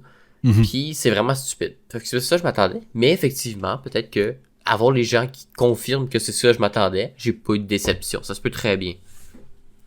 Peut-être. Mais bon, en tout cas, pour les gens qui l'ont pas écouté, allez le voir. Vous allez voir, c'est Oui. formidable. Je pense qu'il est plus au 100%. cinéma, là, par contre, ou peut-être qu'il l'a encore, vu que c'est énorme. Mais, Je crois pas, non. Voilà. Mais c'est ça, honnêtement, si vous avez rien à faire d'une soirée, vous êtes vraiment dans l'ennui, louez-vous le film Minecraft, prenez-vous un bol à popcorn, là, mettez vos téléphones sur le côté entre amis, là, pis c'est juste déconnecter le cerveau, c'est drôle. Ouais. Faut pas se prendre C'est la vrai. tête. Là. C'est une belle manière de se déconnecter là-dessus, t'as totalement raison. C'est ça, cherchez pas un plot là, super précis. Oh my god, qu'est-ce qui va se passer? Si vous pensez que ça va arriver, ça va arriver. Le film est très prévisible, là, ça c'est...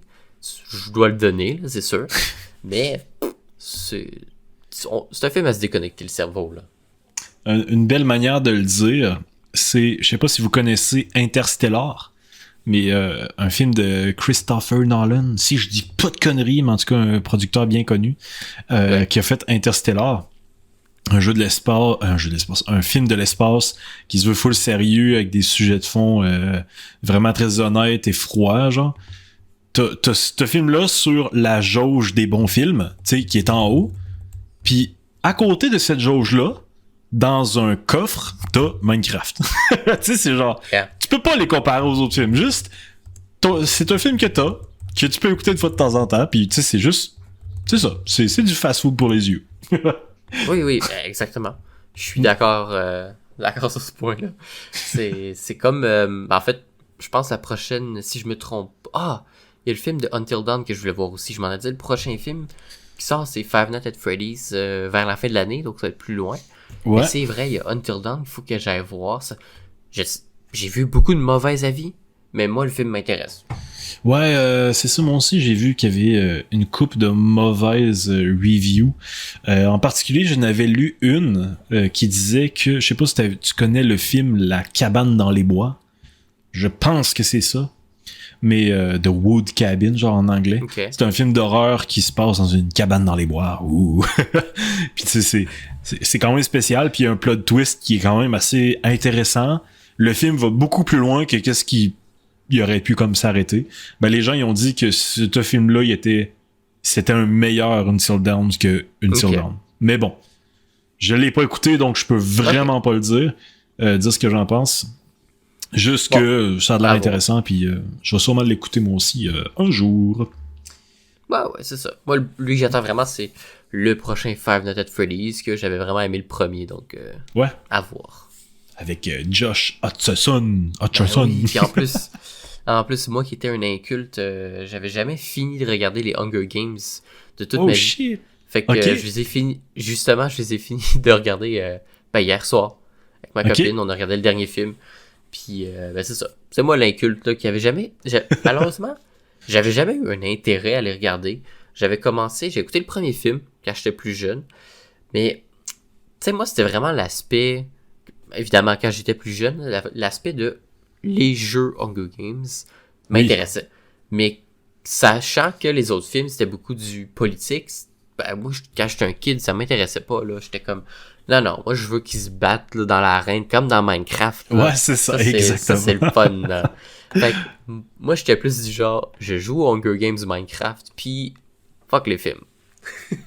C'est ça, ouais, écoute. Moi, j'ai écouté les films, justement. J'avais juste pas écouté le tout dernier qui avait sorti, mais ça reste que je trouve ça excellent, les Hunger Games. Puis pour les gens qui connaissent pas ça, allez écouter ça, vous allez voir, c'est très, très bon. Oui, c'est bon. Écoute, moi, j'avais pas d'intérêt, mais je les ai finis, puis c'était bon. Bon, fait que en parlant de films, de jeux vidéo, tout ça, avant de rentrer dans d'autres sujets que j'ai écrits qui n'ont pas tant gros rapport avec le jeu vidéo, à part peut-être Kojima, genre, j'ai envie de parler d'un jeu que j'ai vu cette semaine. Ça avait quand même l'air intéressant. C'est un jeu qui est open world, survival, qui se veut un peu style Satisfactory. Je sais pas si vous connaissez ça, les gens qui écoutent le podcast, mais Satisfactory, c'est un jeu vraiment d'automatisation où est-ce qu'on a des grosses machines qui travaillent pour nous non-stop. Il faut faire comme un très grand chantier pour pouvoir créer plus de stock, encore plus de machines, etc. Ben, c'est vraiment inspiré de ça pour ce jeu-là. Fait que c'est ça, on commence en fait comme dans Minecraft, on a quasiment rien, on pète des arbres, on ramasse du stock, des pierres, on se fait des outils. On peut aller même très loin, en fait, on peut avoir des armes, on peut avoir des mechas, tu sais, on peut vraiment tout construire Ouais. style technologique, disons-le comme ça. Il vient d'arriver sur Kickstarter, puis tiens-toi bien parce que le jeu cette semaine a explosé son objectif financier, là, vraiment. Je pensais le supporter, puis quand que j'ai vu l'argent qu'il a fait, j'ai fait bon, ben, je vais attendre qu'il sorte.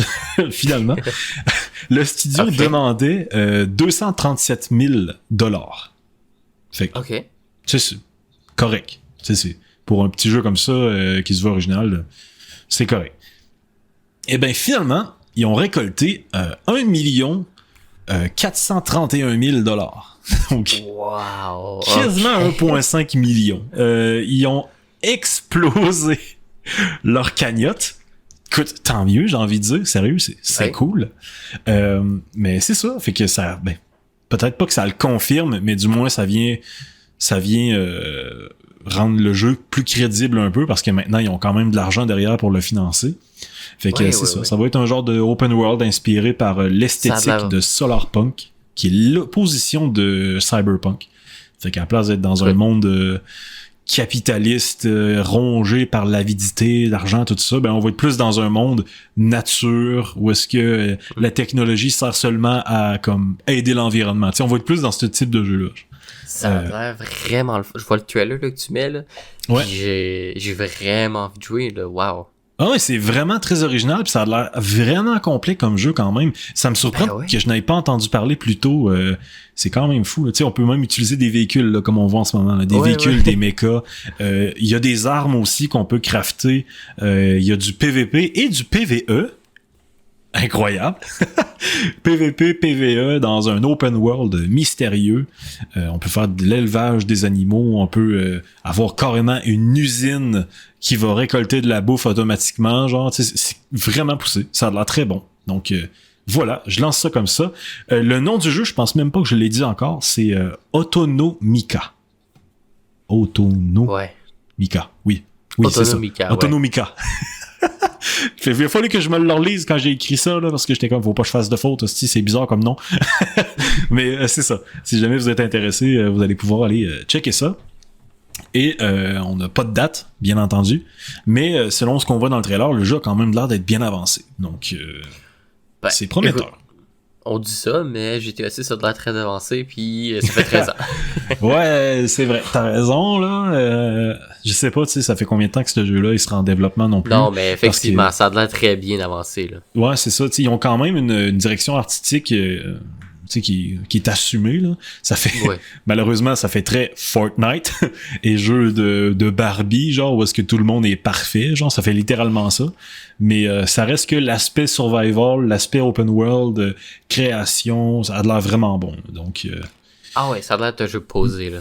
Ouais, littéralement. En fait, je pense que c'est une belle comparaison, ça serait le métavers de Facebook, là, le métavers de Mark Zuckerberg. Là, tu le prends et tu le mets en survival open world.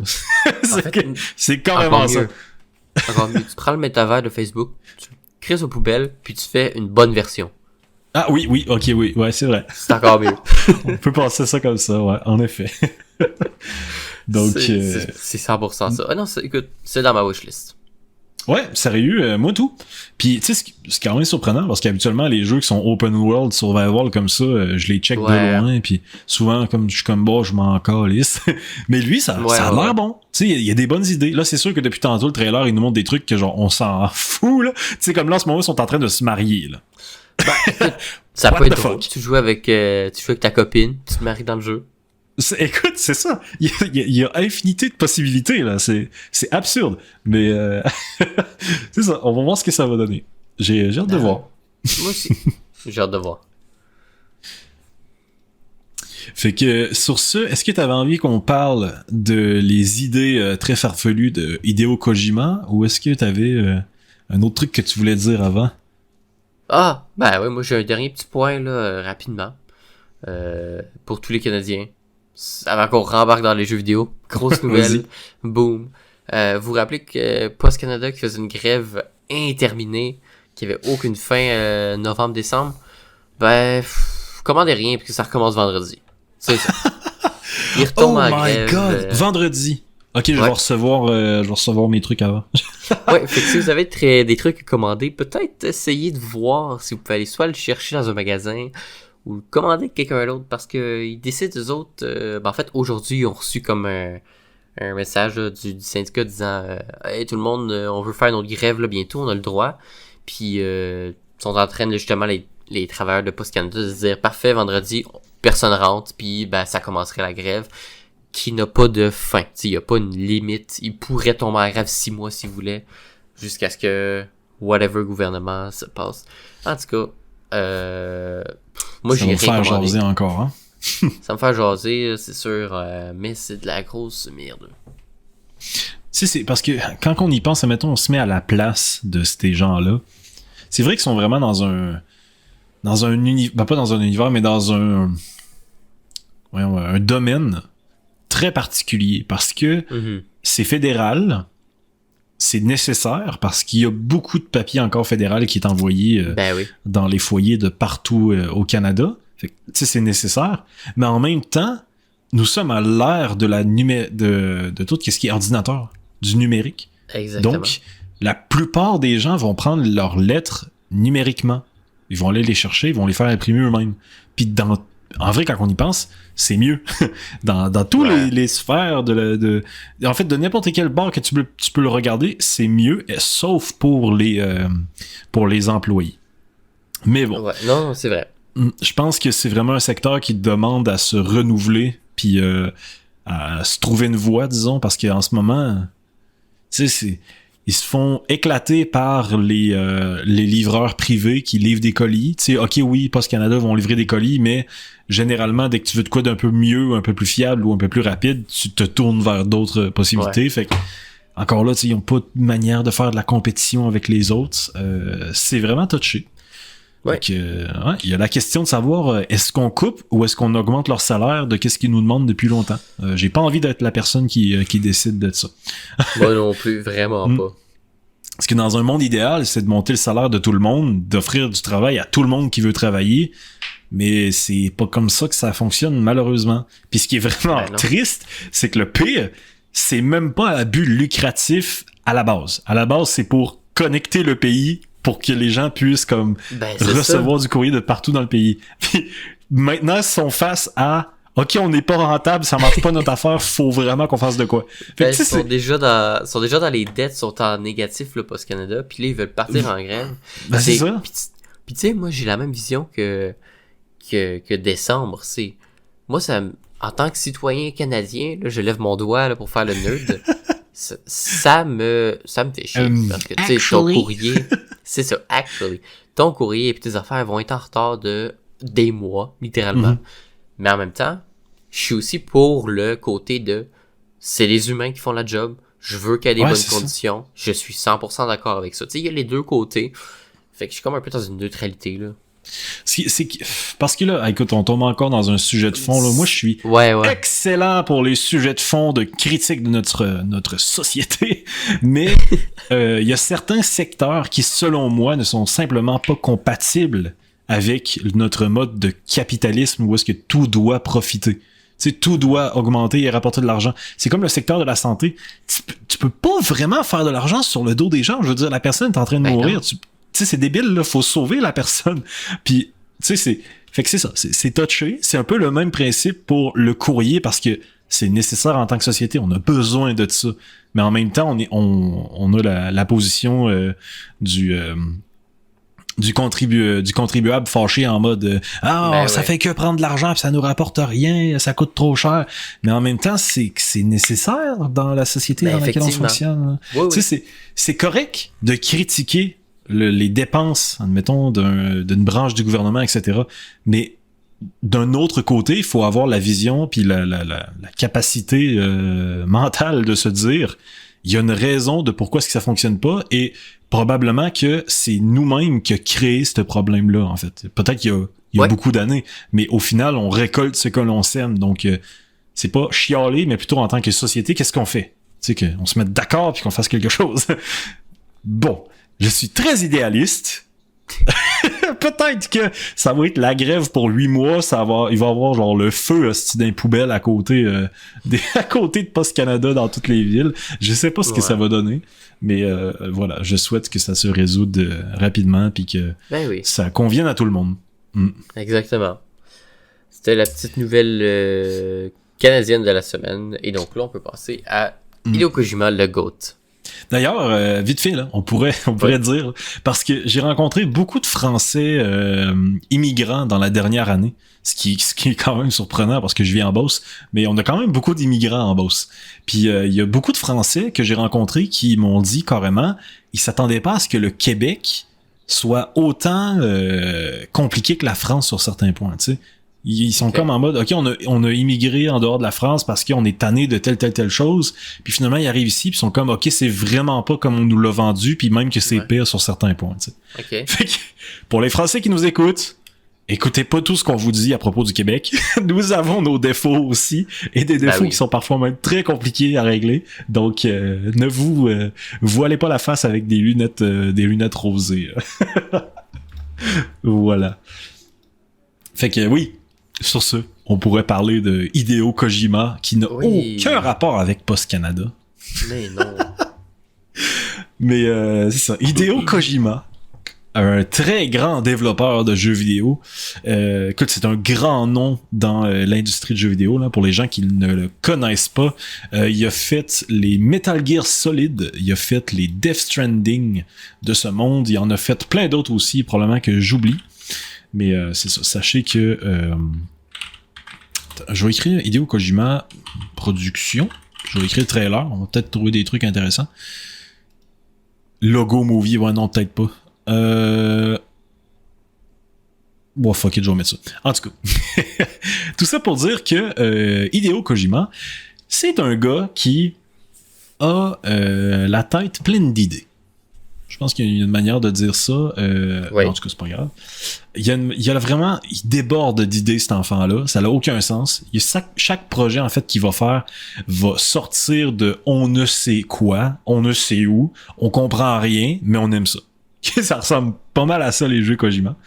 Et Kojima a révélé, il y a pas long, en fait cette semaine, que il a fait une clé USB remplie d'idées originales pour son équipe de développement une fois qu'il va être décédé. Ouais. Faut quand même être vraiment visionnaire là pour se dire, OK, même quand que je serai plus là, il y a des jeux du nom de Kojima Productions qui va sortir. C'est incroyable. Mais c'est ça, il a révélé qu'en fait, maintenant qu'il est à l'âge de 60 ans, il est à un point tournant de sa vie où est-ce que pendant la pandémie, en fait, il est tombé gravement malade, puis il a même pensé décéder. Il était entouré justement de plein de gens qui arrêtaient pas de mourir à cause de la pandémie. Et il pouvait rien créer dans ce moment-là parce qu'il était malade. Puis en fait, même le monde entier était malade, là, tout le monde était paralysé. Fait que il s'est dit, en fait, dès que la pandémie s'est terminée, qu'il voulait se lancer dans une production gigantesque de plein de jeux vidéo différents. T'sais, il voulait en faire un maximum avant de mourir. Ce gars-là, il a 60 ans. Je sais pas s'il est en forme, je connais pas personnellement, là, mais il a de la tête pleine des idées. Donc, voilà. Il s'est fait une clé USB remplie pour les gens. Puis en même temps, il est allé dire, en fait, quelques idées de jeux. En fait, il y en a 3 styles de jeux différents qu'il a parlé. Je pourrais vous dire ça. Attendez un petit peu. OK. 3 concepts de jeux qui ont le passage du temps dans la vie réelle comme une mécanique majeure. En même temps, ça va vous donner un petit point de repère à quoi ressemblent ces jeux, tu sais, l'originalité. Le premier, c'est une sorte de life game où est-ce que tout commence avec la naissance du joueur et un enfant, et puis progressivement, au fil du temps, on devient un adulte. Dans le jeu, on combat divers ennemis, comme dans l'exemple précédent, laisse faire, oubliez ça. Si vous continuez à jouer dans le jeu, vous devenez un homme de 70 ans, 80 ans. Cependant, à cet âge-là, on est plus faible. La vue se détériore. Notre capacité à courir aussi, à combattre, etc. Ça va tout se détériorer. Ouais. Il y avait cette idée-là pour faire un jeu. Ça vous donne un peu un avant-goût de qu'est-ce qui est capable de faire, qu'est-ce qui est capable de penser. Il y en avait un autre où est-ce que on crée quelque chose qui prend du temps à mûrir. Donc, ça nécessiterait le joueur à constamment jouer sur une manière progressive et sur une longue période pour faire fonctionner le jeu, parce que si on arrête d'y jouer, le jeu va comme se détériorer. Okay. c'est un autre niveau, là. Peut-être que c'est pas une bonne idée, je sais pas. Ouais. Mais c'était une de ses idées. Et un autre jeu, encore plus what the fuck, quand j'ai vu ça, j'étais comme, c'est débile. C'est un jeu d'oubli, où est-ce que le joueur devra jouer rapidement, régulièrement, ou parce que sinon le personnage principal va oublier progressivement des informations importantes. Ah oui. Et il va perdre ses capacités si on prend une trop grosse pause du jeu. Donc, si on n'a pas joué depuis longtemps, le personnage va peut-être plus savoir comment tirer. Un exemple. C'est très drôle. J'aime l'idée. Puis tu sais, tout ça, là, c'est des idées qu'il a dit. Je vous laisse imaginer qu'est-ce qu'il y a dans cette clé USB, là. Ah ouais. La clé USB doit être bourrée de stock absolument absurde. Donc, voilà. Hideo Kojima, dans son monde, on aime ça, en vrai. Il fait des très bons jeux, donc on l'encourage. Puis, avec un peu de chance, dans 50 ans, on va encore voir des jeux genre A Game by Hideo Kojima, alors qu'il va être mort depuis comme 25 ans. Ouais, c'est ça. On va le voir avec le temps. T'avais-tu un autre sujet? Moi, c'était terminé de mon côté. Ok, bon, ben parfait. Fait que je vais pouvoir balancer mes deux derniers qui me restent, parce que là, ça fait déjà 1h30 qu'on enregistre. Parfait. Moi, on dit que le temps passe vite. Rapidement, ces deux sujets qui ils n'ont aucun rapport l'un et l'autre, mais c'est intéressant quand même. YouTube qui utilise l'intelligence artificielle pour diffuser des pubs pendant les moments les plus captivants. Donc imaginez, vous écoutez une vidéo, admettons, je sais pas moi, Inoxtag qui monte le mont Everest. Vous arrivez vers la fin, là. Il monte le mont Everest. Là. Il voit la fin. Là. Et là, t'entends une musique full légendaire en mode « il va y arriver ». Puis tout d'un coup, paf, Downy, le savon à linge. Tu sais, c'est comme la pire hostie de moment, mais en même temps, c'est débile parce que ça va fonctionner. Je veux dire, on va rester parce qu'on va vouloir voir qu'est-ce qui se passe dans la vidéo, là. Donc, ce sont des connards, mais ça va bien fonctionner. C'est une fonctionnalité qui s'appelle Peak Points, qui consiste à utiliser l'IA de Gemini pour analyser les vidéos YouTube et sélectionner les moments qui suscitent le plus l'intérêt chez le spectateur et qui ont le plus d'impact émotionnel pour y placer une publicité. Parce que selon certaines études, lorsque on place une pub dans un moment émotionnel fort, la publicité nous marque. Donc, en même temps, oui, c'est vrai, mais je pense qu'ils vont se ramasser une haine démesurée de par les gens. Oh, moi, le premier. Ben oui, écoutez, utiliser des adblockers, là, les gens. Là. Hey, encore là, tu sais, c'est la guerre au adblock avec YouTube. Là. Ils veulent tellement pas qu'on l'utilise. C'est littéralement la guerre. Là. Je pense qu'en fait, si tu désactives pas ton bloqueur de pub au bout de 3 vidéos, quand il réussit à savoir que tu as un adblocker, il peut complètement te bloquer l'accès aux vidéos, donc ça te force quand même à l'enlever. Ouais. Je serais curieux de voir leur argent qu'ils ont fait en plus dans la dernière année depuis qu'ils m'ont ajouté ça. Sérieux, ça doit être... c'est ridicule. Assez gros. Donc, voilà pour le YouTube qui décide de monétiser les vidéos intéressantes dans les pires moments. Question de nous frustrer un petit peu. Ouais. Et puis, en parlant de frustration, mon dernier sujet, les Cybertrucks qui s'empilent dans les parkings américains et qui ne valent absolument plus rien. On le sait très bien, les Cybertrucks, ça a mal été reçu lorsqu'ils l'ont montré pour la première fois. ça l'a mal été reçu à la sortie, pendant les précommandes, ça l'a mal été reçu lors des livraisons, et ça l'a mal été reçu côté la praticalité et la durabilité de la voiture. Dans le fond, sur toutes les sphères de la distribution de ces véhicules-là, ils se sont fait critiquer très fort. Et selon les numériques, les clients Tesla qui ont craqué pour le Cybertruck et qui sont pas satisfaits de la valeur de reprise de Tesla pour ces véhicules-là, parce qu'ils les ont achetés à plus de 100 000 $ neuf, le Cybertruck, et Tesla leur offre seulement, entre guillemets, 65 000 $ pour récupérer ce véhicule-là. Wow. Fait que dans le fond, c'est 35% de valeur en moins. Certaines sources disent même que ça peut aller jusqu'à 45%. Donc, tu payes un véhicule 100 000 et tout d'un coup, il t'en vaut 50 000. Quasiment. Incroyable. C'est ridicule. C'est tellement triste pour les gens qui ont des Cybertruck, là. C'est fou, là. En vrai, il y a beaucoup de véhicules électriques qui, à la sortie, en fait, ils étaient super chers, mais avec le temps, ils ont perdu beaucoup de valeur. Mais Cybertruck, là, quasiment un 50%, là. Oh là là, ça va vite. Sérieux, ça fait mal. Le site Car Guru, par exemple, spécialisé dans les données de revente automobile, estime que certains Cybertruck frôlent les moins 45% de décote après un an. Fait que si vous voulez un Cybertruck, attendez un an, puis vous allez le payer à 50% de rabais. Et ça serait plus de 10 000 Cybertrucks invendus qui dorment actuellement sur les parkings américains. Donc, près de 800 millions de dollars d'immobilisation de véhicules qui ne bougent pas et qui prennent la poussière. Donc, voilà, ça fait peur, c'est triste.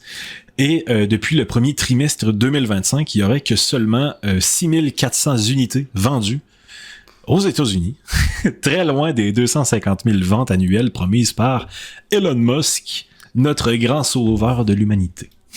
Ben oui, le grand sauveur. Ah non, ben sérieux, c'est qui veut acheter l'auto Roblox? C'est littéralement ça. C'est l'auto Roblox qui est pas forcément pratique parce qu'elle a comme un tas de défauts. Tu sais, je sais pas si tu regardes un peu ça, toi, les voitures Tesla, les voitures électriques, là, je sais que entre nous deux, c'est surtout moi qui est passionné par ça et qui les check beaucoup, là. Mais voilà. Tu sais, c'est en fait une réflexion que j'ai eue aussi en lisant ça. C'est que Tesla, c'est un peu le même principe que le jeu vidéo. Ils doivent vraiment révolutionner leur approche pour comme s'adapter au marché qui vient de changer. Parce qu'avec l'arrivée des Hummer EV, des GMC Sierra EV, Silverado EV, toutes les pick-up électriques qui fonctionnent vraiment mieux que les Cybertruck, ben oui. La concurrence est extrêmement rude. Et Tesla, si ça continue comme ça fonctionnera pas longtemps. Hein. Effectivement. Ouais. Donc, voilà. C'est ce qui vient terminer mes sujets. J'ai balancé ça rapide vers la fin, là, mais écoute, ça fait quand même 1h30. On va respecter votre temps un petit peu. Pour les gens qui on va vous garder ça. pendant 6 heures. Ben, écoutez, il y a des chances que ça l'arrive probablement la semaine prochaine ou l'autre. Là, on risque de vous garder 6 heures. Avec un deuxième épisode de 6 heures supplémentaires. C'est possible. Ouais. On vous sort un show Netflix, vous comprenez pas, là. Ouais, c'est ça, vous êtes pas prêts. En tout cas, j'ai grandement hâte. On a hâte de vous en dire plus, là. Ouais. Et non, mais sérieux, j'en reviens toujours pas. En tout cas, on va arrêter de teaser les gens, là. Désolé, mais sachez que ça arrive très vite. Si ça se fait, on croise les doigts. Oui. Bon, ben sur ce, ça vient compléter cet épisode 17 de ce fameux podcast. 17, wow. Ben oui. Donc, ça va quand même très vite. On espère que vous avez aimé l'épisode. C'était un bon épisode chargé. Encore une fois, on a parlé de tout et n'importe quoi, comme on a mentionné. Le on fil se de balade. vue était un 360 aujourd'hui. Mais personnellement, j'aime ça. Puis je sais que ceux que vous écoutez, vous aimez ça aussi. Ça peut toucher tout le monde sur tous les sujets. Et les discussions aussi, c'est assez ouvert. Donc, j'espère que vous avez beaucoup aimé. C'était encore moi, Raccoon. On a eu Zek et on a eu les Minous encore une fois. Ouais, le Minou à Raccoon et bien sûr Charlotte. Ben ouais. On était 4 aujourd'hui. C'est ça. Donc, avais-tu un petit mot de fin? Ben juste, n'hésitez pas en fait à laisser un pouce bleu si vous avez apprécié. Commentez, partagez, faites ce que vous voulez, mais sachez que dès que vous interagissez avec la vidéo, ça fait tout chaud dans mon petit cœur. Même si c'est que un visionnement, j'aime ça, parce qu'il y a certains épisodes où est-ce qu'on va sortir qui va avoir 300 vues, d'autres on va en sortir, il va en avoir comme 10 dans la semaine. Je suis comme, ok, ça a été dur, mais bon, ça vient avec. À mon avis, c'est tout à fait normal. Mais écoute, si on a 10 vues pour le prochain épisode ou lui qui s'en vient, là, le gros, là, par exemple, je vais l'avoir sur le cœur, ok? Ouais. Mais bon, on va le voir. Peut-être que ça va bien se passer, puis finalement, ça va être des statistiques impressionnantes. Je l'espère grandement. En tout cas, c'était Zek et Raccoon, bien entendu, comme il l'avait dit. Et je vous dis à la semaine prochaine. Portez-vous bien. Bye bye. Bye bye.